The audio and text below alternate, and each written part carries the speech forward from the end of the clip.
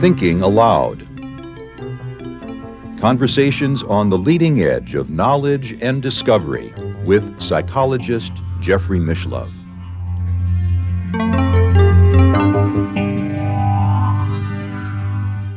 Hello, I'm Jeffrey Mishlove. Today I'd like to talk about unidentified flying objects, a fascinating topic. Now, if you've watched segment number 16 of the InPresence series on psychokinesis, you'll note that I report an experiment in which I was engaged in that produced one of the most well-attested UFO sightings in history. But I have to tell you, I have avoided the UFO community, UFO symposiums, professional UFO organizations, largely because there's sort of a circus atmosphere that surrounds this phenomena. And I don't think that the particular case in which I was involved has actually received much notice from the ufological community. I'd also like to point out to you that if you look at the upper right-hand corner of your screen right now, you'll see a link to an interview I conducted with Jacques Vallée about 30 years ago, believe it or not. Jacques Vallée is probably the leading thinker in the area of UFOs, and the interview that I did with him so long ago, I believe, is still quite relevant. He's almost a mythological person in the sense that a character was fashioned after him in the classic movie Close Encounters of the Third Kind. The main point that I'd like to make in discussing UFOs is that, in my opinion, it's not a single phenomenon. It's very likely many, many different kinds of phenomena get lumped together in this category. For example, there's good reason to think that some UFOs, and perhaps the ones that I have reported on, are psychological projections, or to be more specific, psychokinetic projections. A classic example of that, which is very clear-cut, is presented in The Roots of Consciousness. It's a case of Stella Lansing, a schizophrenic woman, actually, who was studied by the psychiatrist Berthold Schwartz. She had thoughtographic capabilities, and she was able to take many pictures of UFOs. She'd point her camera into the sky and snap pictures,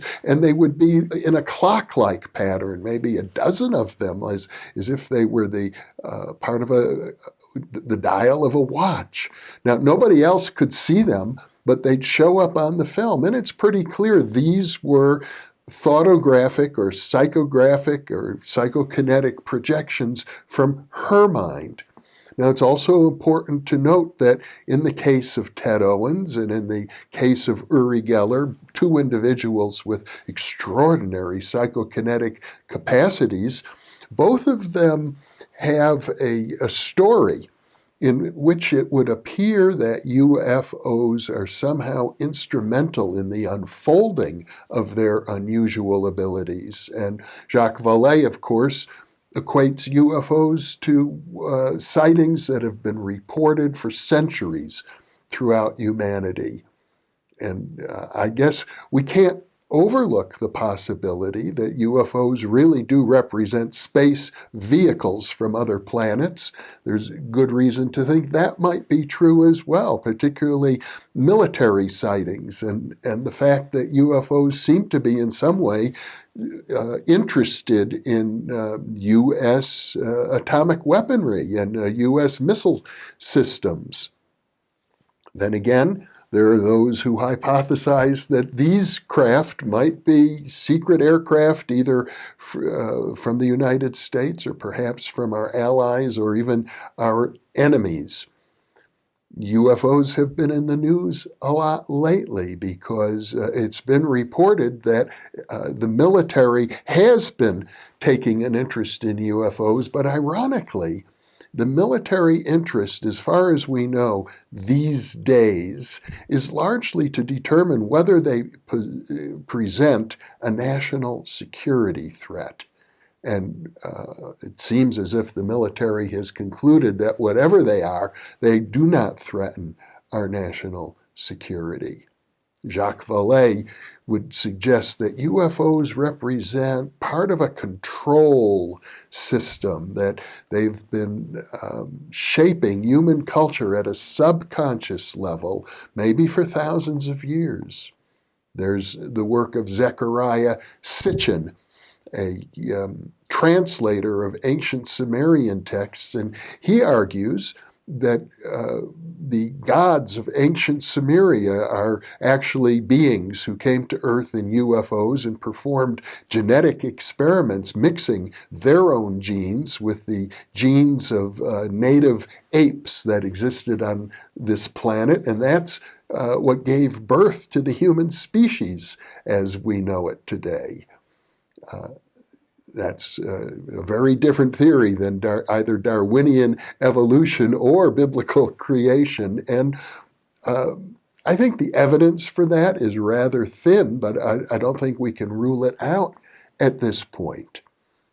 My close friend Saul Paul Sirag is a person who has been interested in UFOs ever since I first met him back in the early 1970s. We've attended a number of UFO symposiums together back in those days, and he proposes that UFOs might well be ourselves from the future humans time traveling back to the present. And probably as such being very, very careful not to interfere too much with our present society.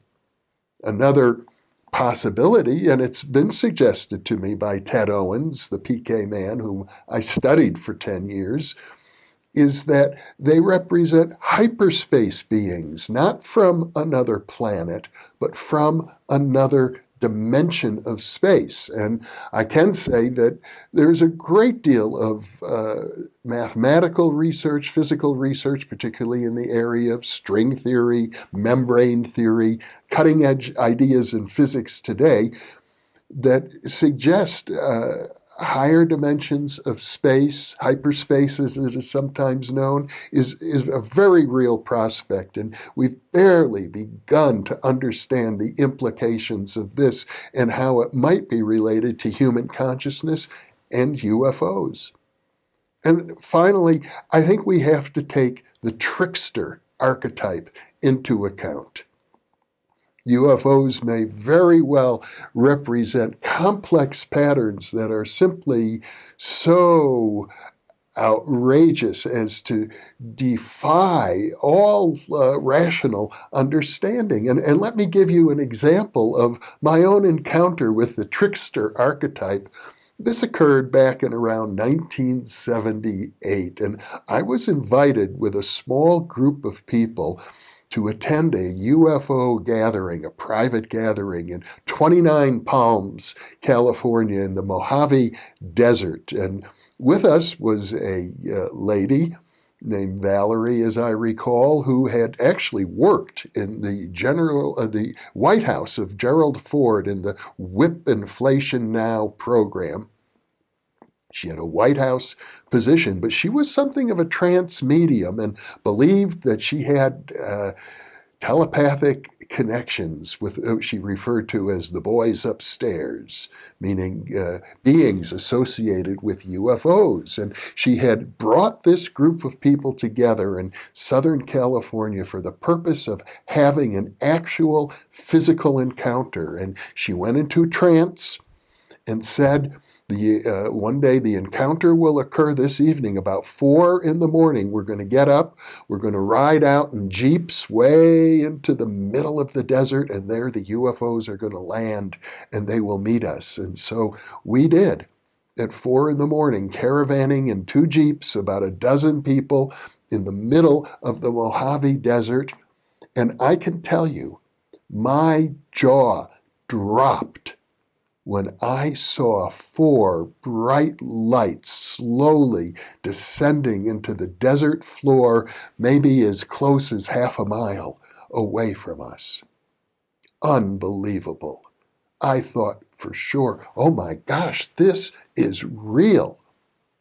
Well, later I learned the truth of the matter.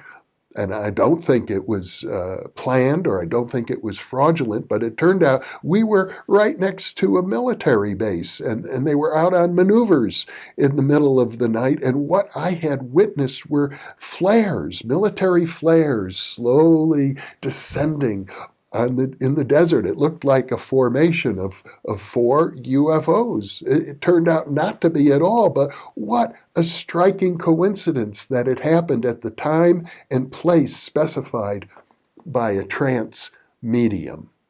There are many other examples of this sort of synchronicity associated with almost UFO events. I could go on and on. The topic is really vast, but I think I've given you a picture. I would say in conclusion that parapsychologists ought to take a deeper interest in UFOs. I think they're afraid to, because it's bad enough to be involved in one controversial science. To be involved in 2 would be almost too much. It sort of reminds me of Sammy Davis Jr., who was both black and Jewish. And I got enough Soros being Jewish. Do I have to be black also? It's like that, being both interested in parapsychology and UFOs. But in search of the truth, one has to do that. And I think it's very important to look for new hypotheses and to defy, conventional thinking about this. And always remember the trickster is probably right over your shoulder when you engage in this pursuit. I'll leave you with that thought. Thank you for being with me.